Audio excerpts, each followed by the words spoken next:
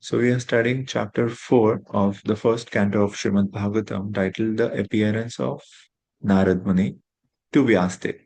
So in this chapter, the glories of the speaker of Bhagavatam, Srila Shukdev Goswami, the hearer of Bhagavatam, Parikshit Maharaj, and the compiler of Bhagavatam, Vyasdev, have been presented. And how does Vyasdev receive the mercy of his guru, Narad Muni, that has been described? And what was his state before he received the mercy of his guru? So essentially, after glorifying the great personalities in this chapter, the conclusion is that without the mercy of the Guru, even someone like Vyasdev can remain dissatisfied. So that's the pertinent theme of this chapter, which we are discussing on this very auspicious occasion of Guru Purnima today. So here, Shaunak Muni, Shaunak Rishi asks this question to Suta Goswami that in which yuga, kasmin yuge pravritteyam, sthane va kena hetuna. So please tell us everything about the appearance of Srimad Bhagavatam. In which yuga, in which place, kuta sanjodita Krishna. What was the reason for Sage Vyas to write this work? What was the inspiration?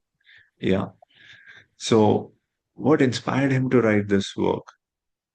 Please tell us everything about Bhagavatam. And Shaunakrishi then also goes on to describe that we have heard that Shukdev Goswami, Tasya Putro Mahayogin, Samadrik Nirvikalpakaha. That Shukdev Goswami was a Mahayogin, a Samadrik, one with equal vision, and was situated in self-realization, Nirvikalpaha. Ekantamate Runnidro Gudo Mudho Muda Eva Eveyata. So Shukdev Goswami was concentrated in mind. He had dispelled ignorance, but he was hiding himself. So for the public, he appeared to be a fool. So they had heard about Shukdev Goswami, and they had also heard about Parikshit Maharaj, the emperor of that time, yeah, the grandson of the Pandavas. And Shanak Rishi also asked that what made Parikshit Maharaj leave his kingdom? Katham va Pandave yasya Rajarshe Munina saha. And how did these two meet? Because Shukdev Goswami will never be in a situation that he would meet a king, because he would just visit the homes of uh, people and stay there only for a time that takes to milk a cow, 15, 20 minutes. He would not spend time with the materialist. And what is the purpose of his visiting their home? Tirthi kurva tadashrama, to turn their ashram or home into a tirtha. Why? Because Shukdev Goswami himself is carrying Lord in the heart. So wherever a devotee goes, because they carry the Lord in their heart, swa antastena gadabrita, because Krishna, who holds a club, is in the heart of these devotees. Antastena, situated in the antakaran. Antastena gadabrita. So what happens? Wherever they go, tirthi kurvanti tirthani. They turn everything into a place of pilgrimage. So Shaunakrishi glorified both Parikshit Maharaj and Shukdev Goswami and asked that why did Parikshit Maharaj leave everything? He might be disinterested, but there was others who were dependent on him. So is it right to leave when there are dependents? And he also presents the question about Vyasdev. So he's saying, please explain to us. So Suta Goswami starts by saying that Vyasdev was born when the third part of Dwapar Yuga arrived. So he starts by mentioning about the appearance of Vyasa. And we see that Vyasdev was performing his Achaman one morning on the banks of river Saraswati in some Shamya Prasha. And there he could foresee Para Avara Gya. Paravaragya means one who can see the past and the present. So he could see that there are some faults in the coming age of Kali. Yeah, so he wanted. to help the people who are going to be in trouble in the coming age of Kali Yuga, because their bodily strength will decrease, their faith will diminish, they'll mostly be dominated by Rajas and Tamas, and they'll be dull witted, short lived, and they'll be basically misfortunate. Manda sumanda matayo. So he began to contemplate, how could I, how can I help them? So let's now read verse 19, which we were coming to. Chaturhotram karma shuddham prajanam viksha vaidikam vyadadhatyagya santatyai vedam ekam chaturvidham. So Vyasdev saw that the sacrifices mentioned in the Vedas were means by which the people's occupations could be purified. And to simplify the process, he divided the one Veda into four in order to expand them. So people, when we study creation in Srimad Bhagavatam, it says how does it describe humans? After describing various species having different attributes, humans are described as karma para, dedicated to work. Just like, we desire to become Narayana Paraha, dedicated to Lord Narayan. So humans, by default, by nature, by constitution, as soon as we get a human body, we become karma para. What does it mean? We believe that my work is everything.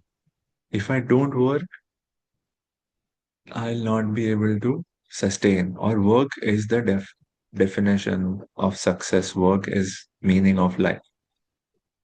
So we are dedicated to work. Our brain is tuned that only when if we work, our effort will get us results, and that results will help us sustain. But what does Lord teach? Your profession can be your means of livelihood, yeah, but it is not the means of your life. It's not the meaning of your life. Somebody who has karma, good karma, they can be successful, opulent, even without working hard. All of us know certain people who are in this category. So, work is not everything, karma is more important. But that's our conditioning. So, if everyone is driven to work, everyone will be engaged in their occupation. So, how do we help purify them? Let's purify them through their occupations. Chaturhotram, the four, it can mean the divisions. So, Prabhupada here says that formerly there was only Yajurved, and there were four divisions of sacrifices mentioned in Yajurved. But to make it more easy to understand and perform, Vyasdev desired that let's make that one Yajurved into four different Veds and very clear sections and make it easy to practice. To purify the occupational service of the four orders of life. So, four spiritual orders are Brahmachari, Grihastha, Vanaprastha, Sannyas. Four social orders are Brahmana, Kshatriya, Vaishya, Shudra. So when we are engaged in our occupation, how to purify our occupation? Because we are karma para, we are going to work. Humans, how do you purify their occupation? Chatur Hotram. Basically, yagya or hotra, sacrifices were seen as a means of purifying our work. Let people work in a spirit of yagya.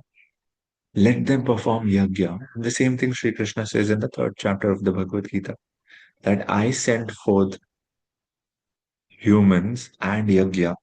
By doing yagya, they'll satisfy the devatas, and by their paraspara, by their mutual cooperation, they will get everything for their sustenance and prosperity. So scriptures teach us about two things. Scriptures teach us about prosperity in this world, that's abhyudaya, and liberation, nishreya. So scriptures are giving us both prosperity in this life and salvation in the next. Vedas, at least generally. So, by doing our occupations in a spirit of yajna, we will all be purified. That was the means that Vyasadeva found. So, yajna is a purifying agent in our life. That is the intention of the sages and the scriptures. So, we should always remember that. So there are four Vedas, Rig, Yajur, Sam, and Atharva. And then there is the fifth Veda. The Itihasas and Puranas are called the fifth Vedas. Itihasas means Ramayana, Mahabharata, and Puranas like Bhagavad Puran. So Itihasas and Puranas are called fifth Veda. They have the same level of authority as the Vedas. Sometimes people discriminate between the hierarchy of Shruti and Smriti. So, although Itihasas and Puranas come in Smriti, Srila Jiva Goswami explains with evidence in his Sandarbhas that how, even though Bhagavatam, Bhagavad Gita, they come in Mahabharata, they are Smriti, they scriptures themselves say that they have the same authority as the four Vedas. Therefore, Itihasas and Puranas are called the fifth Veda. They have to be given the same level of hierarchy. Yeah. So Vyasdev thought that the Hotra, the Yajna will purify all people. So people who don't have qualification for Jnana, Yoga or Bhakti. So what is the qualification for Jnana and Yoga? Detachment. What is the qualification for Bhakti? Sadhu Sangha, Adau Shraddha. A beginning faith and a mercy of a devotee. Just, being in Sadhu Sangha, that creates faith. So people who either have faith in Bhakti and Bhagwan or those who have the qualification of detachment, so they'll be taken care. Jnana, Yoga and Bhakti, those who are qualified for any of these, they are taken care. What about those who have neither of these qualifications? For them, the Hotras, the Vedic rites will purify them. So you see the positioning of the Vedic rites? Vedic rites as a means of purification are for those who do not have faith for either Jnana, Yoga, or Bhakti. So it is primary. Yeah. So here, further Srila Prabhupada says that Srila Vyasdev and his many disciples, they were very kind and sympathetic towards the fallen souls of Kali Yuga like us. And they presented Puranas and Mahabharats by collecting related facts and histories, which explained the teaching of the Vedas. Yeah, so they were presenting the Vedas. But because Vedas are difficult to understand, we'll also see that in the next verse. So they presented it in the form of stories. They compiled case studies. Okay, let us bring together all narrations and instances in history where these principles have been demonstrated. Isn't it simpler to understand?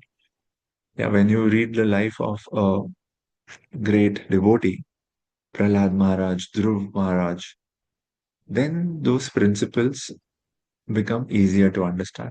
With that intention, Vyasdev proposed that, let us maintain the purifying power of the Vedic rituals and divide the one Ved into four. Okay. And Mahabharata and Ramayana were made from related historical facts which explain the teaching of the four Vedas.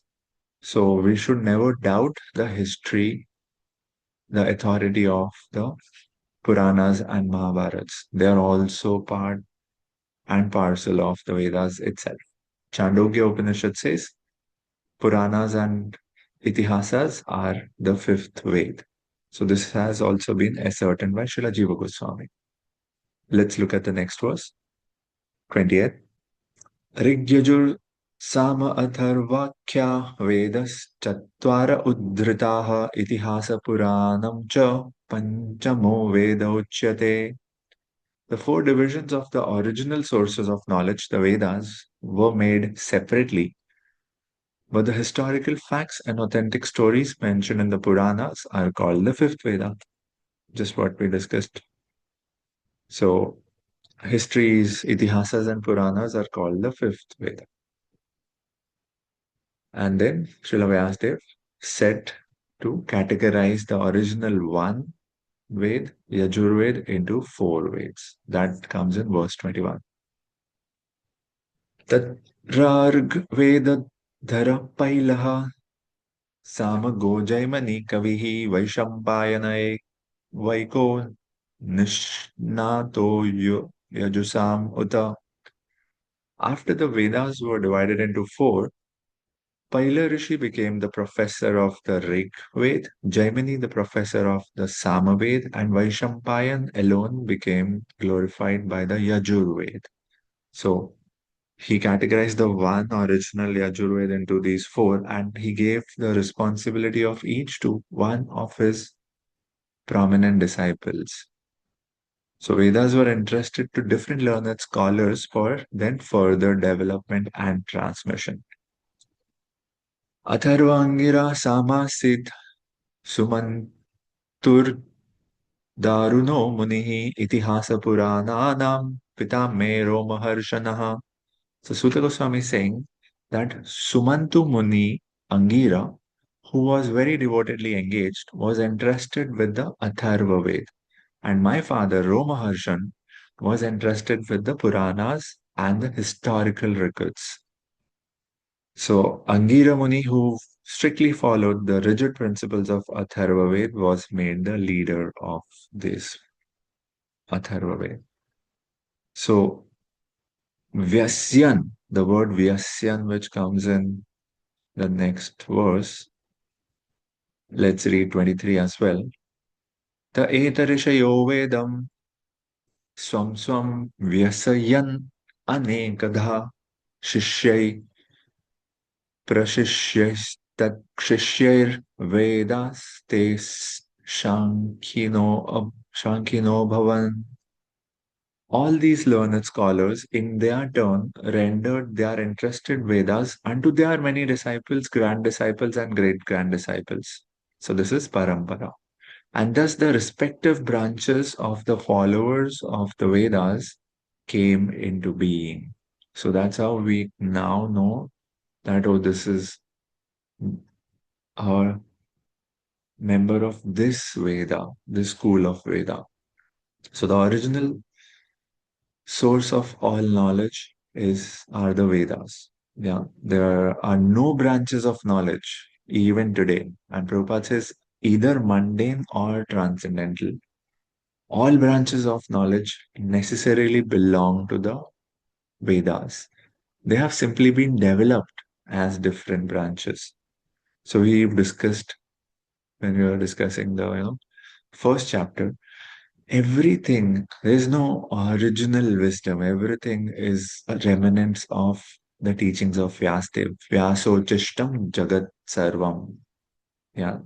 Everything, every form of knowledge is already explored and presented by Vyasadev. So everything is a Uchishta, a remnant of Vyasadev.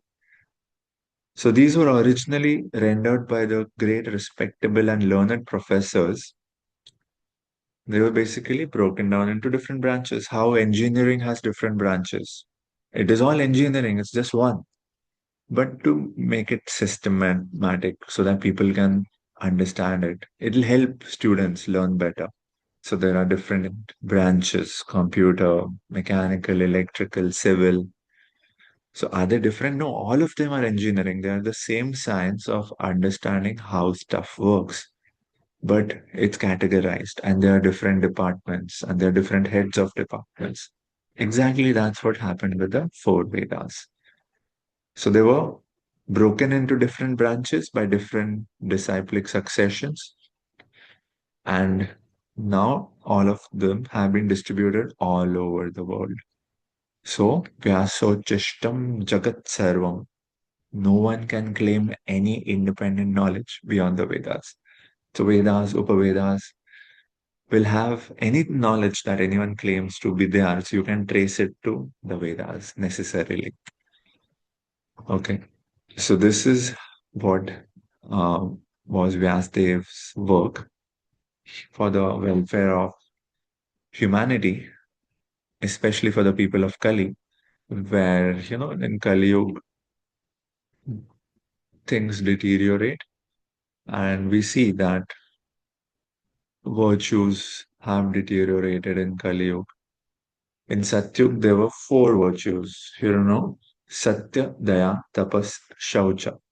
Satya is truthfulness, Daya is compassion, Tapas is austerity, and Shaucha is cleanliness. So Saucha and Dana, so purity and charity, they were mostly taken together. So Satyug had all of these four pillars of dharma. But in the next yuga, in the Treta Yuga, the out of greed and selfishness, the Shaucha and Dan pillar began to shake. So there were only Satya, Daya, and a little bit of Tapas. But Shaucha and Daya completely vanished. And then in Dwapar Yuga, only uh, Satya and little Daya remained. Tapas and Shaucha also vanished. So, that's how a civilization begins to degrade. And in Kali Yuga, we know that out of these four pillars, three are already broken. And little bit the shaky pillar of truthfulness, some Satya is there to be found. Otherwise, Kali Yuga is devoid of all other qualities of Satya, sorry, Daya, Tapas, and Shaucha. So, understanding this deplorable condition of us people in Kali Yuga, Vyasdev thought it appropriate to divide this one into four Vedas, assigning each to a prominent disciple, Paila, Jaimani, Vaishampayana, and Sumantu. And the Itihasas and Puranas were given to Romaharshan, who's the father of Suta Goswami. Okay, so this is how Vyasdev created this entire parampara. Let's look at the next verse, verse number 24. त एव वेद दुर्मेधैर् धारयन्ते पुरुषैर्यथा एवं चकार भगवान Vyasakripavатsalah. So the great sage Vyasadev, who is Vatsala, he has compassion or affection. For who? For Kripana. Kripana means the miserly, ignorant people, which is us. So because Vyasadeva is Kripana Vatsala, he compiled all of these Vedas and Itihasas and Puranas and Brahma Sutra. So we are so indebted to him that he has made this essential wisdom to understand the reality, to understand our identity. He's made it accessible to us. Otherwise, in Kali Yuga, where Sattvagun is almost absent, it's very difficult to get an understanding of the original scriptures.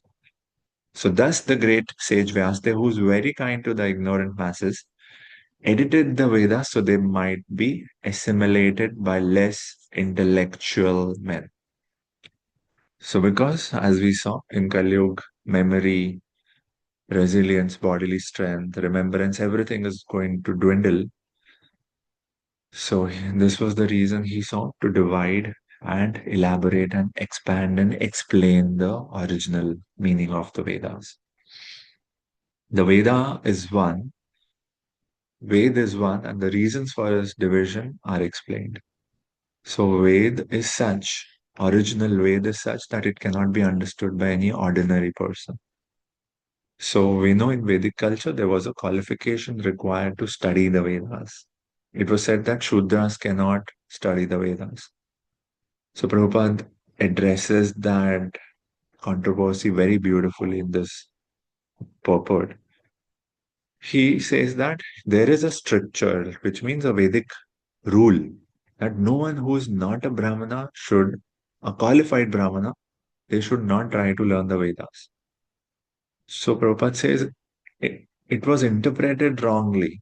People took it that just because they were born in a Brahmana family, simply by their birthright, they got a monopoly on the Vedas. You see how human mind, ahankar, corrupts us? It is said that a qualified Brahmana is eligible to study Ved.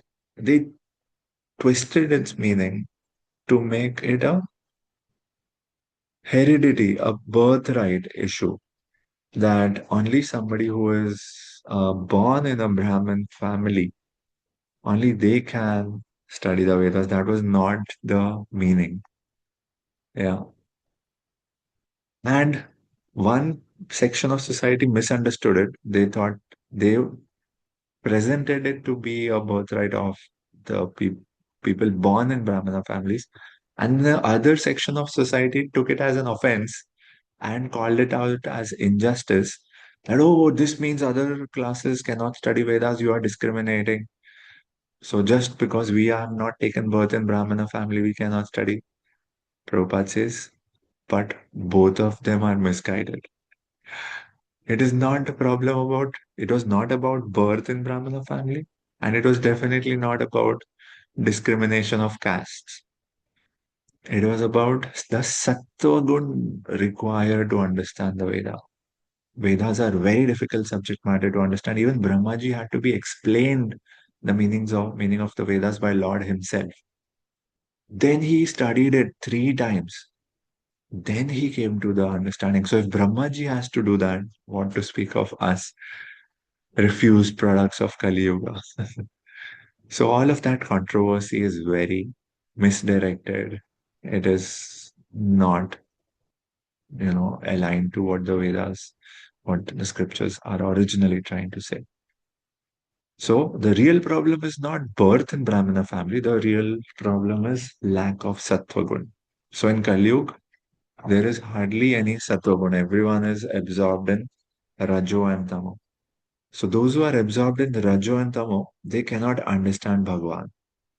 And the entire purpose of the Vedas, the goal of Vedic knowledge is Sri Krishna, the personality of Godhead. And if you are devoid of sattva, then how will you understand Bhagwan? If you don't understand Bhagwan, you are not understanding the purpose of the Vedas. So you understand what is the main crux? Anyone who's not in sattva will not understand and therefore accept Bhagwan. That means they'll never realize the true goal of the Vedas. So it was about the sattva gun.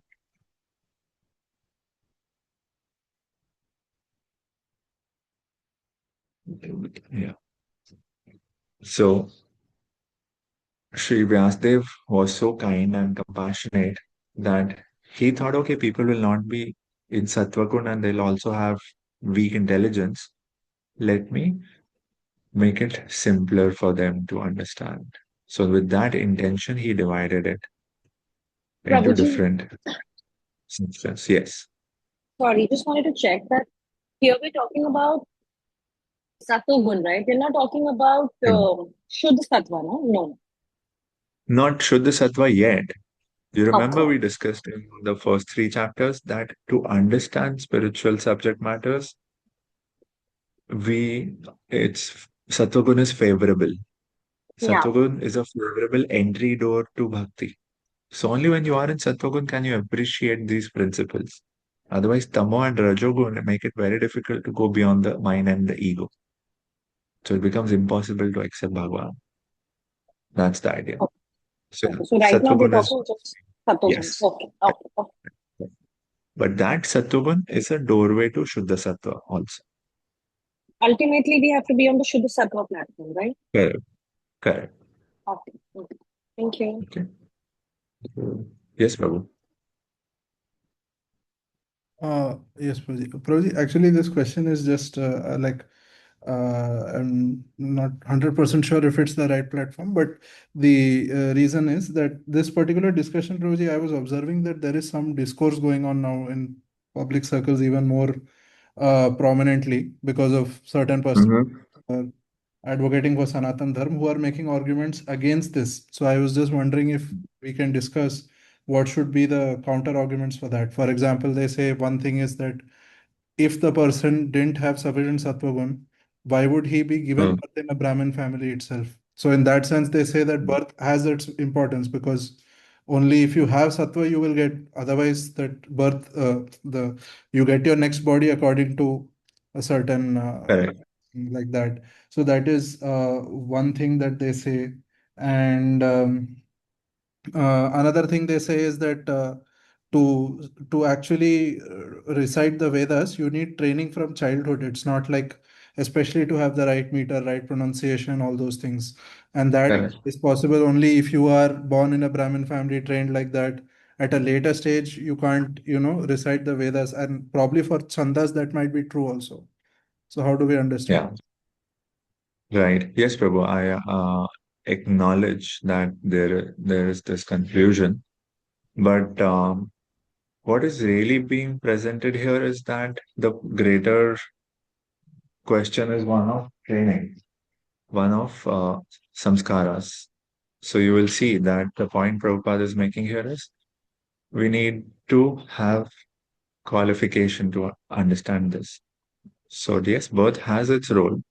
Your previous karma gets you a certain janma. But in this janma, did you get the required samskaras? So we are focusing, this chapter is focusing on those samskaras which went missing in this age. So we cannot, whenever we overemphasize one out of the many variables, it creates controversy. But we don't have to, we have to see that, okay, it's like a multivariable equation. There is janma, there is purva karma, there is samskara, there is kripa. So why are we looking at only one?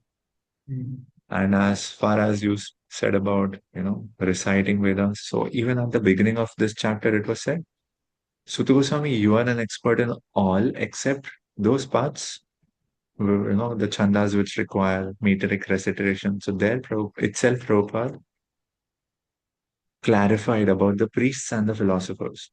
So Mhm. we are not looking at the category of priests. They have a role, as we discussed, for those who don't have qualification for jnana, yoga, or bhakti. The rituals, the yajna will purify them. So the priests do that. But philosophers, the Paramahamsas, are presenting the message of Bhagwan. So they, Prabhupada said, realization is more important than parrot-like chanting. So we are clearly focusing that the true understanding of Vedas is more important than recitation. Understood. Okay, Prabhuji. So then I guess, can we say that the Prabhupada's purport here is also more like to so that people don't say that on basis of birth they monopolize, that is surely wrong, as well as people feel that the Vedas are, sectarian. So that also, it's mainly against that person. Exactly. Exactly. It's about the gunas, if you understand. It's about the gunas and it's about the samskaras, Mm. essentially. Mm. So, people who want to create a sectarian narrative, they may come up with various arguments. Mm. But the essence of the Vedas, it's accessible to all. Mm. Yes, It will be foolish for us to say that no, these are meant only for us who are in this country or have a certain birth. Mhm. We'll be limiting the universal appeal of the Vedas. That will Mm. be a disservice. Yes, Prabhuji. And I had one more question, Prabhuji. Can I ask now? Or Sure, sure. Yeah. was it regarding this with that Vyasochistam, that everything is just a derivative of the knowledge given by Vyasa? How do we understand this with the context of like some modern branches like, quantum physics and artificial intelligence, all of these things? Because Right. is it Yeah. because the purport Prabhupada says material and mundane or transcendental? Mundane and yes, all branches of knowledge. So it said like, even in the Bhagavad Gita, it said if you understand the creator, you understand everything about the creation. Mm. So we are trying to see it in that light, not that exactly quantum mechanics or AI has been mentioned, but the thought behind it has already been provided. It's very interesting, if you look up in Wikipedia and you're reading an article and you click any hyperlink, any link in that article, it takes you to that topic, right? And in Mm. that topic, if you click, oh, sorry, in every article, if you click the first link, it'll Mm. take you to the root of that and the root of that. And if you keep doing that, some people have experimented and found it takes you back, always it takes you back to philosophy. So that can be a hint how everything that is considered knowledge today comes from the Vedas. So Veda and Vedangas cover everything from literature to astronomy to arts. So nothing is left out. Social sciences, engineering, everything is covered. Prabhuji, I'd just like to state, this is really interesting because in CC, okay, Chaitanya Charitamrita, Prabhupada has spoken so extensively about astrology. He's actually given Chaitanya Mm, Mahaprabhu's entire Kundli, and that's so interesting. right. And he's Exactly. So also that's the point. greatly specified in Bhagavatam itself in the further chapters that just because astrology sort of misuse science does Mm, not take away the credibility of this amazing science. exactly. Exactly. So Interesting. yeah, it's originally a authentic Vedic science, but do we find qualified practitioners today? That's questionable. So the science is pure. We have to look for authentic practitioners. Okay, does that address your question? So what you're basically discussing in this was is that tamasic intelligence will not let you open yourself to accepting the divine. And not accepting the divine, you miss the entire purpose of the Vedas. That is also what was happening with Arjun. He was presenting arguments, but what happens when you are not in a sattva mindset? In tamasic intelligence, you mistake dharma for adharma. Yeah. And there is a modern narrative that people blame dharma for our downfall. Because India, because Bharatvarsha has been carrying this baggage of dharma, therefore we have not made advancement. It is a misdirected argument. It is not the dharma which is becoming an obstacle. It is your definition of success which is questionable. In the name of freedom, we are trying to become completely whimsical. So dharma does present discipline. And if you want to avoid discipline, you want to be reckless, whimsical, then you can say, yeah, dharma is curbing our freedom. But is it freedom? Or is it whimsical, unaccounted behavior that you are professing? So basically, people are intelligent, but if they are in Rajo and Tamo, they misuse their intelligence. That's the problem. So here, Vyasdev, we are seeing that coming from this background, Vyasdev thought it best to present explanations of the Vedas. Okay, so the main lack was the purificatory activities.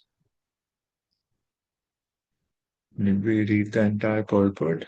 Yeah, so Prabhupada said both these parties were misdirected, both were fighting for a wrong cause. In reality, the discussion was about Sattva, not about birth or discrimination. That was never the point of discussion.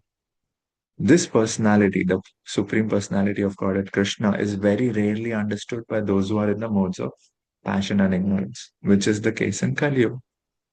That is the premise with which Vyasadeva made this division.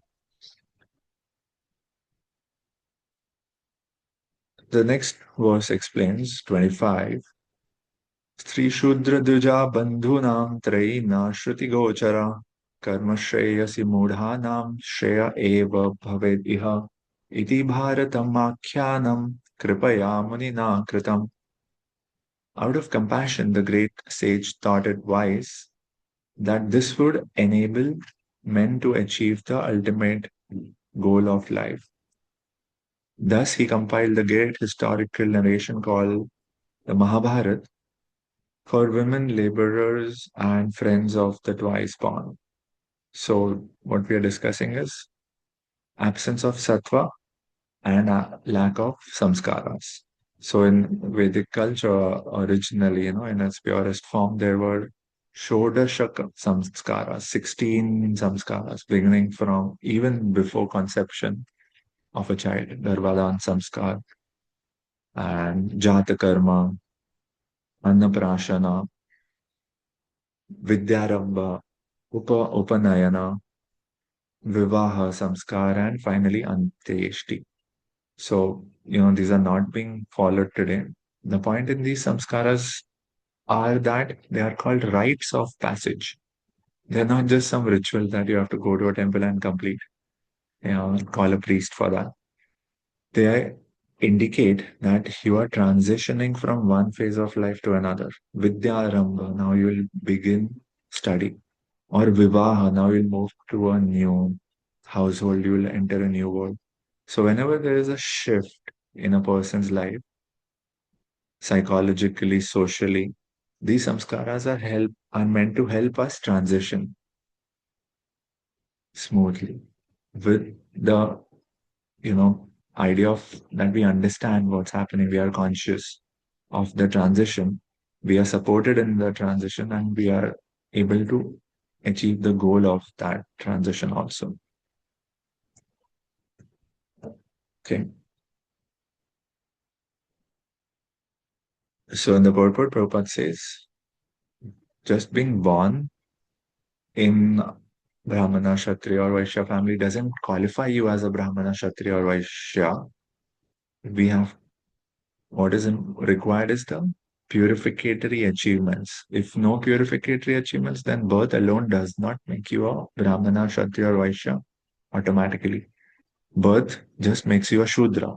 That's why in Kali Yuga, we say Kalau Shudra Sambhava. That in Kali Yuga, all of us are Shudras because we lack any uh,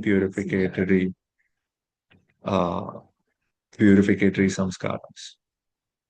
So Prabhupada says one who has not undergone Garbhadan samskar is not accepted as an actual twice born.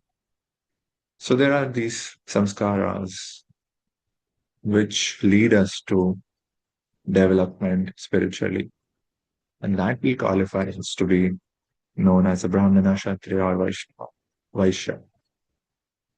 So if the parents do not undertake this process of spiritual family planning and simply beget children out of passion, their children are called Dvija Bandhus. And because these Dvija Bandhus don't get the appropriate samskaras, they don't end up with an understanding and intelligence to study the Vedas. That's the reason the stricture is that you need to be a Brahmana. Now you understand the whole thought behind it. So the Shudras, women Shudras, and Dvija Bandhus, they are those section of society which don't undergo any samskara. It is not what Vyasdev is presenting or something that Sri Krishna is presenting in the Gita. It was the social structure of that time which barred people. So Vyasdev is in fact dissolving that. So Vyasdev, Lord Krishna in Bhagavad Gita and here in Bhagavatam and Mahabharata are trying to overrule that social distinction created for Shudras, women, and Dvija They are making it open for all. So we are talking about, some socially held structures. So for them, Mahabharata was presented Mahabharata presents the purpose of the Vedas only, but it is presented in a way that it can be accessible to all, even those who might not be in sattva, even those who might have not undergone the samskaras. So both Lord Krishna and Vyasdev are on the same transcendental plane and they're collaborating how to do good to the fallen people of this age. So just like Bhagavad Gita is the essence of Vedic knowledge, similarly Mahabharata also presents the essence of the Vedas. So Vedanta philosophy is the subject matter for study by the spiritual graduates. So we're talking of these scriptures that is for the spiritual graduates, but the postgraduate spiritual student can enter into the spiritual or devotional service of the Lord. So bhakti is a postgraduate stage. We are talking so much about these Vedas and Itihasas and Puranas and Vedanta, Mahabharata. Devotee is over and above, beyond all of them. And who's the professor of the Bhakti tradition? Sri Chaitanya Mahaprabhu himself.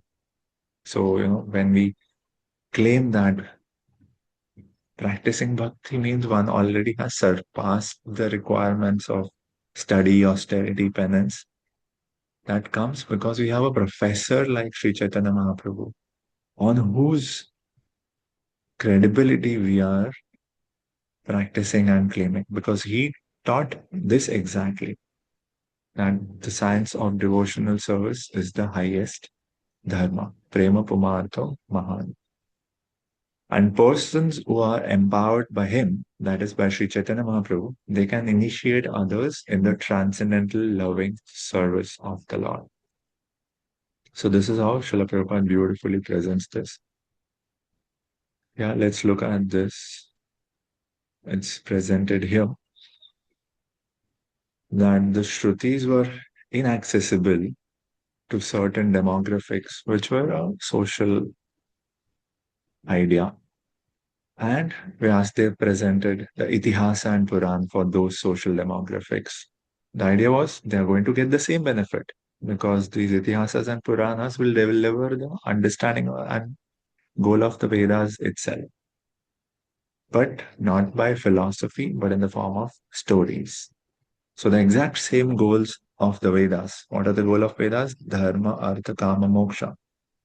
They were delivered to this demographic which was excluded. It was delivered to them by Vyasdev. So this is the beautiful compassion of Vyasdev. Okay, so let's look at verse 26. Evam pravrittasya sada bhutanam shreyasi dvajaha sarvatmakenapi yada na tushyad dhridayam tataha. So what happened now? O twice born Brahmanas, still his mind was not satisfied. So we feel Vyasdev actually made a master stroke. But the consequence, his own situation is that he was feeling dissatisfied in mind. How can that be? O twice born Brahmanas, still his mind was not satisfied, although he engaged himself in working for the total welfare of all people. Yeah. Pravrittasya, he's engaged in Bhutanam Shreyasi. How can we do good for humanity? Still, he was atushyat.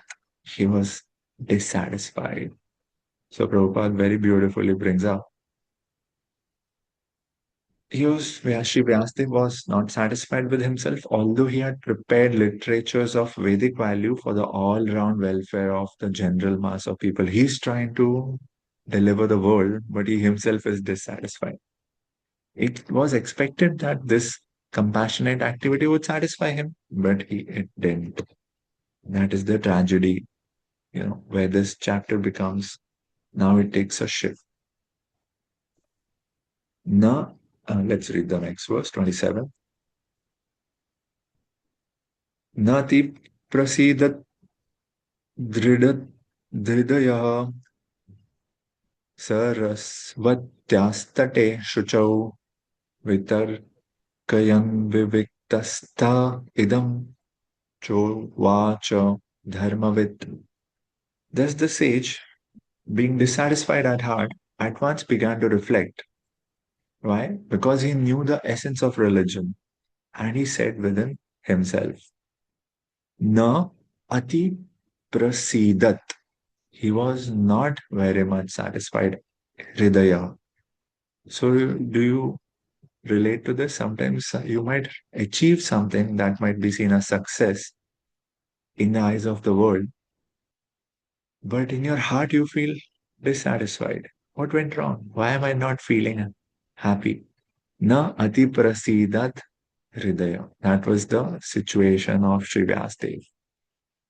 Yeah. And he's reflecting. Vitarkayan. He's contemplating, why did it end up like this? I went out to do something with good intentions, but I'm here now completely dissatisfied. Definitely there is a lacking. Because he's dharmavid, he's the knower of religion, therefore he knew that there is something amiss. The sage began to search out the cause of not being satisfied at heart.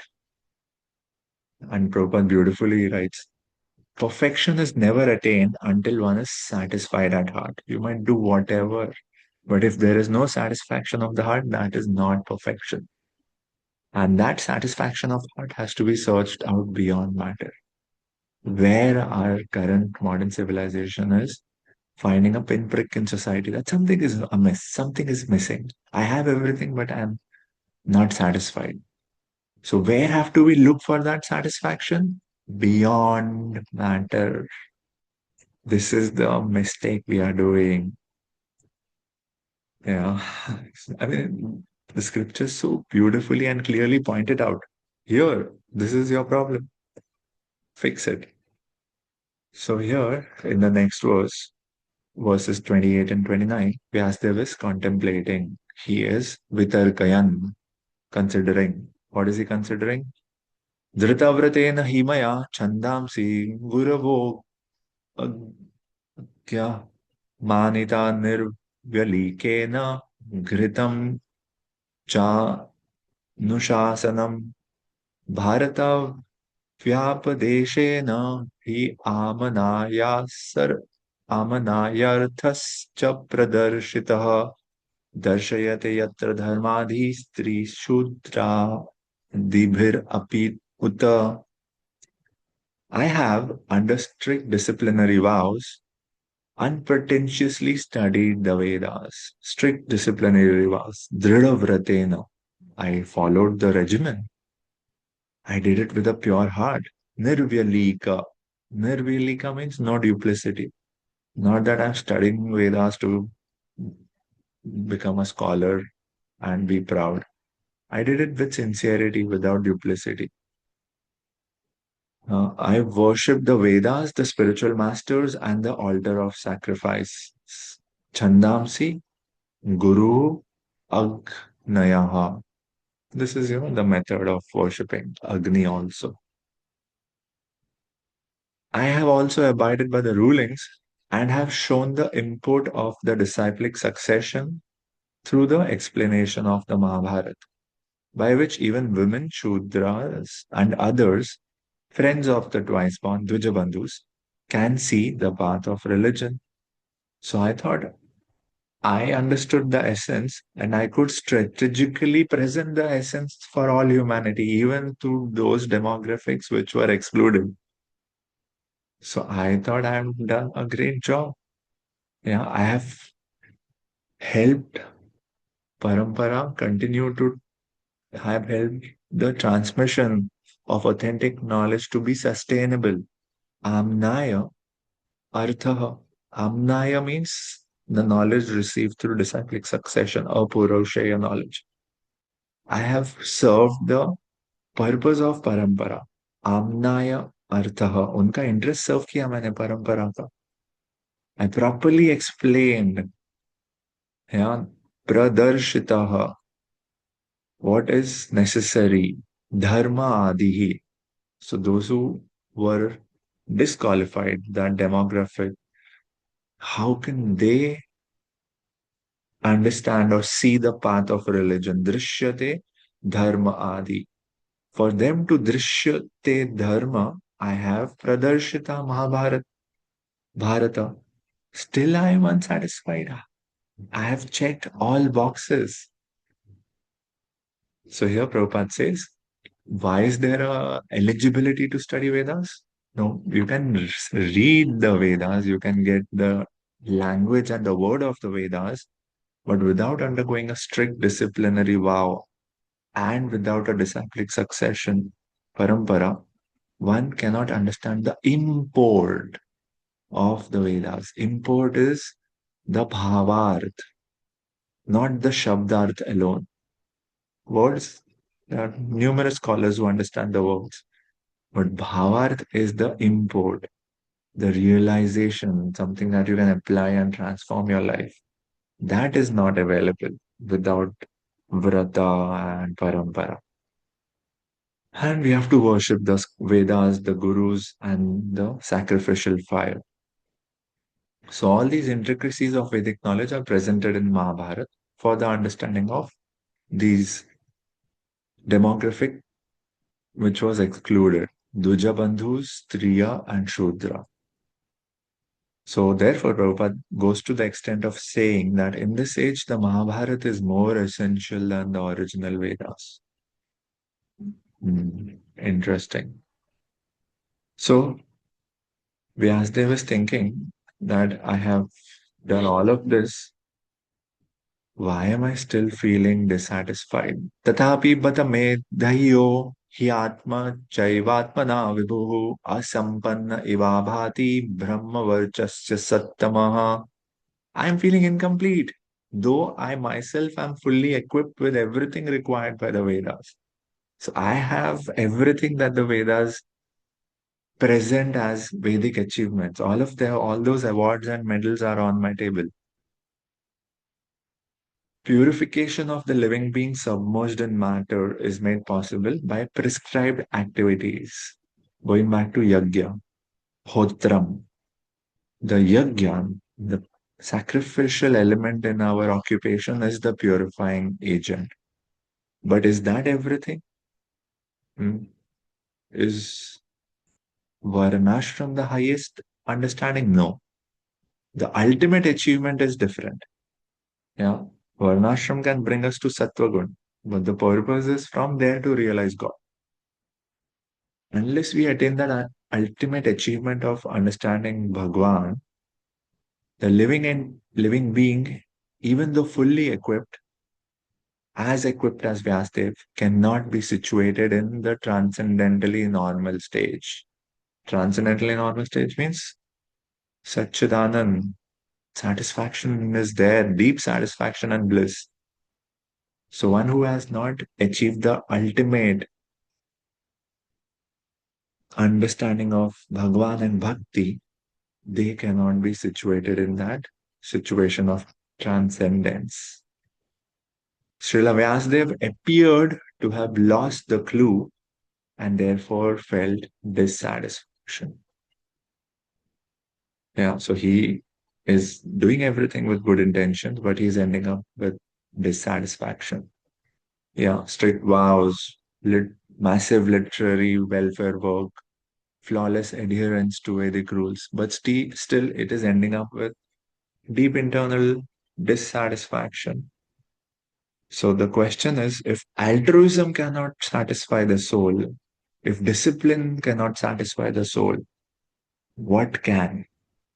What is higher value than discipline and altruism, which is missing in this case? Yeah, so that is what he is contemplating, he's considering. How is he? Asampanna, incomplete, and inferior, asattama. So this is the state of mind of Sri Vyasadeva in verse 26 to 30.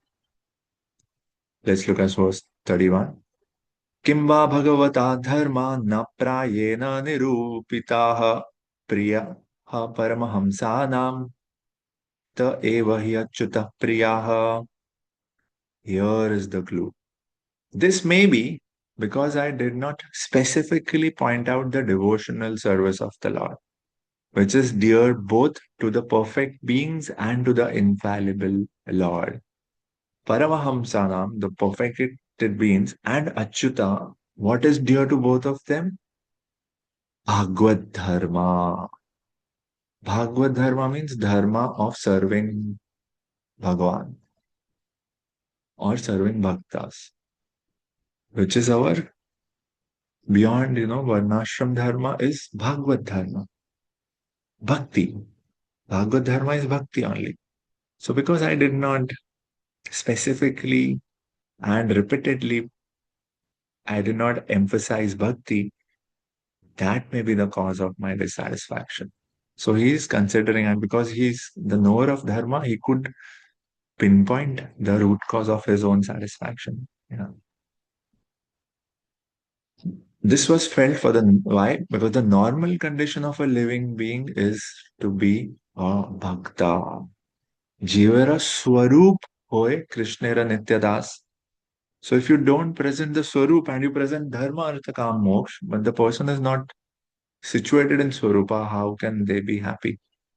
Unless one is fixed in normal condition of life, swarupa, original state, constitutional nature.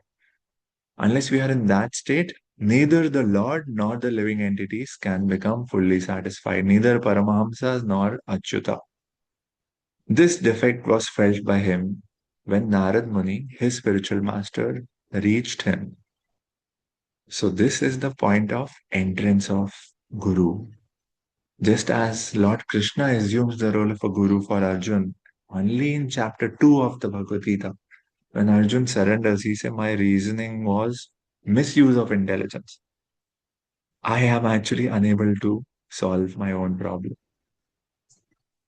And this is also, that's where Sri Krishna accepted the role of a guru. And this is where Vyasdev's guru, Narad Muni, is going to intervene. Yeah. So this presents to us what state of mind should we be in to receive the mercy of our guru. If we think we are perfect, we have achieved everything, I know it all, then that will keep us bereft of the import of the scriptures and the mercy of Guru. So we have to always be humble. So here in verse 29 and 30, Vyasdev is considering that I am complete, and Vibhu means I am complete with austerity and knowledge. But my nature and my soul, Atmana, by nature, I am Vibhu, complete with austerity and knowledge. But how am I feeling? Asampanna, incomplete. Not only incomplete, I'm also feeling inferior, asattama.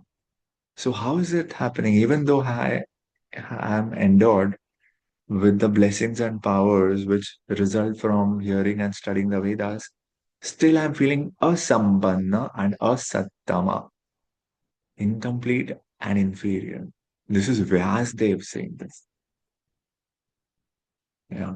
So Vyasdev begins to have this intuition. Oh, I think this is the reason of my dissatisfaction. That I have not abundantly presented bhakti. Prayana means major, primarily presented or abundantly presented. I might have mentioned bhakti in the compilation, Itihasas, Puranas, Vedanta, but I have not made it central. I have not made it abundant. So this is the cause of his own dissatisfaction that he is able to intuit. He's able to have an intuition for. So Paramahamsa Nam, the word here refers to devotees. Yeah. And now let's look at verse 32. Tasyaivam khilamatmanam manyamanasya khidyatah krishnasya narado bhayagat ashramam prag udharitam. As mentioned before, Narad reached the cottage of Krishna Dvaipayan Vyas on the banks of the Saraswati, just as Vyasdev was regretting his defects. Just as he was thinking in his mind, man yamanasya, mani man wo soch rahe the. What was he was feeling? He had a deep sense of regret. Oh, what did I do? So sad. He was regretting. खिद्य खेद था उनको खिद्यतः Narad abhyagat. Abhyagat means he appeared in the ashram. So this is a beautiful meaning of Guru Shishya. The vacuum felt by Vyasdev was not due to the lack of his knowledge. It was because Bhagavad Dharma, which is pure devotional service, he did not present it abundantly. Yeah, as we discussed, Paramhamsas means the devotees, not the Gyanis. Gyanis cannot enter transcendental subject matters and activities. Remember, we have discussed that. So Paramahamsas are only the devotees. And what is priya to the Paramahamsas? Bhagavad Dharma, Bhagavatam. Because Bhagavatam is full of Katha of Bhagwan. Yeah, beautiful narrations of the transcendental activities of the personality of Godhead. So this was the defect which he was regretting, and therefore he was feeling asampanna and asattama, incomplete and inferior. The inspiration was infused by Sri Krishna directly in the heart of Vyasadeva. So how did he discover this defect? Yeah, Sri Krishna inspired him. And then therefore he felt a vacuum. It is definitely expressed herewith that without the transcendental loving service of the Lord, everything is void. I mean, we have to reach this point of realization in our own life journeys. We have aspirations and admiration for various things in this world, which may include jnana, vairagya, and so many other things, depending on your nature. But when you encounter them and see their deficiency and then come back to bhakti and see its beauty and completeness, then you can actually realize everything else is incomplete. So all of us have to reach this state in our journey of spirituality. And without bhakti and seva, everything is void. It is great in the eyes of the world, but not great in reality. But in the transcendental service of the Lord, in Premamai Seva, everything is tangible without any separate attempt at fruitive work or empiric philosophical speculation. So, Prabhupada is saying here that without bhakti, karma, jnana, and yoga are incomplete. But bhakti is so complete that it doesn't require the support of karma, jnana, or yoga. Okay, so Narad Muni arrived here and Vyasdev was before him, completely dissatisfied. See, Vyasdev is also an avatar of the Lord. We should not forget. So these conditions were produced by Lord Krishna himself. Why? So that Bhagavatam can be manifested. Just as Sri Krishna put Arjuna into bewilderment so that Bhagavad Gita can manifest, similarly, Sri Krishna put Vyasdev into this predicament and dissatisfaction in this vacuum so that Bhagavatam, the crest jewel of all scriptures, which is not different from Bhagavan Krishna himself, can manifest. Okay? So Bhagavatam is going to become manifest by the instructions of Narad Muni, where Narad Muni will instruct Vyasdev that moksha is not the highest dharma, prema or bhakti is the highest dharma. This comes again later in detail in the 11th canto also,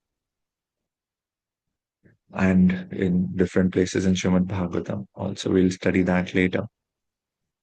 Yeah, there's this verse in 4th canto of Srimad Bhagavatam, chapter 31. verse 12, which says, Kimva yogena sankhya nyasa swadhyaya orapi kimva shreyobir anyais chana yatratma pradho harihi. What is the use of yoga, sankhya, sannyas, study of Vedas, other auspicious acts, in which Lord does not give realization of himself? So anything devoid of God realization. And when there is God realization, automatically what follows? Seva. So anything that does not end up in transcendental service is incomplete. That is the lesson here. So let us look at the consideration of Vyasdev. He could detect the flaw that he had overemphasized karma and jnana. And Narad Muni, as his guru, is going to diagnose this perfectly in the next chapter. So Vyasdev overemphasized ritualistic duty. We saw Chaturhotram. So he emphasized ritualistic duty and impersonal knowledge, karma and jnana. But just mechanically executing dharma does not lead to Bhagwan realization. So the missing element was bhakti. Bhakti, which is priya to both. Priya means dear, it is priya to both Bhagwan and Achyuta. So the conclusion is a philosophy that does not satisfy the transcendental senses of the Lord, Rishikesh. If you're not able to please Rishikesh, then that philosophy is worthless. Okay. Yes, Prabhu, you have a question. Prabhuji, actually, I have 2, 3 questions Prabhuji, in this entire thing. Take it after this verse so that we complete the session. Whatever you suppose. Yeah. So the last verse says that in this situation, with that consideration and intuition, Vyasdev is in the state of regret and Narad Muni appears on the banks of Saraswati. Verse 33. Tam abhigya sahasa pratyuthaya agatam munihi pujayamasa vidhivan naradam surapujitam. At the auspicious arrival of Sri Narad, Sri Vyasdev got up respectfully and worshipped him, giving him veneration equal to that given to Brahmaji, the creator. So as soon as Vyasdev saw my guru is here, so he got up and worshipped. Pujayam. That's the proper way of receiving and worshipping your guru. With the same respect as offered to Vidhi, Vidhivat. Vidhi refers to Brahmaji.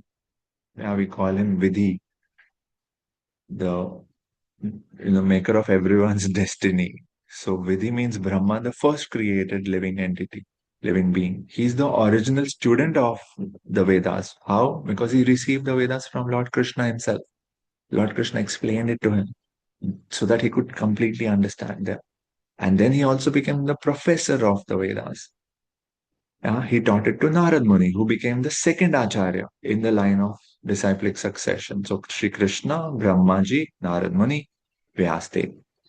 So we are talking of these original gurus of our parampara on this auspicious occasion of Guru Purnima today.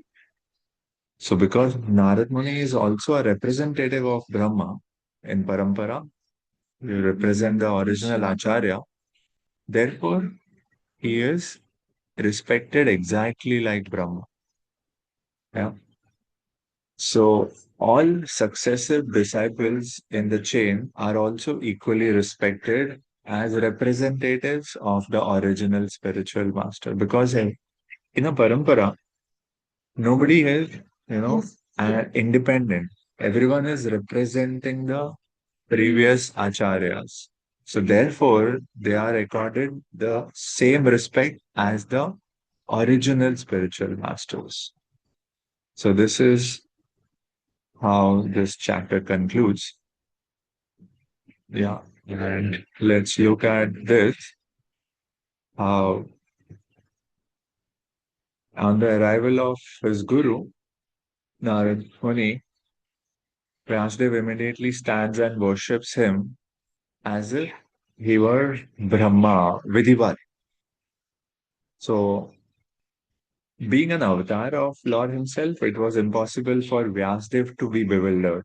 So his dissatisfaction was actually a creation. It was created by Lord Krishna. It was orchestrated by Lord Krishna so that Srimad Bhagavatam could be manifested. And to establish bhakti as the highest means, beyond karma and jnana. So karma is the ritual duty is the major focus of the Vedas and the Mahabharata. They talk of dharma, artha, kama, moksha. It's for the masses who are attached to matter, who are attached to fruits of their work. So for them, what goal do you promise? Everything you do will be auspicious. You will have material stability and you will have gradual purification. That is karma.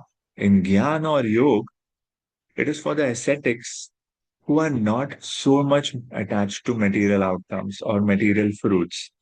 Yeah, for them, the goal is liberation, realizing Brahman, which is Nirgun, not the Shaktis, the Vibhutis of absolute truth, only the impersonal feature of the absolute truth that is provided by Jnana.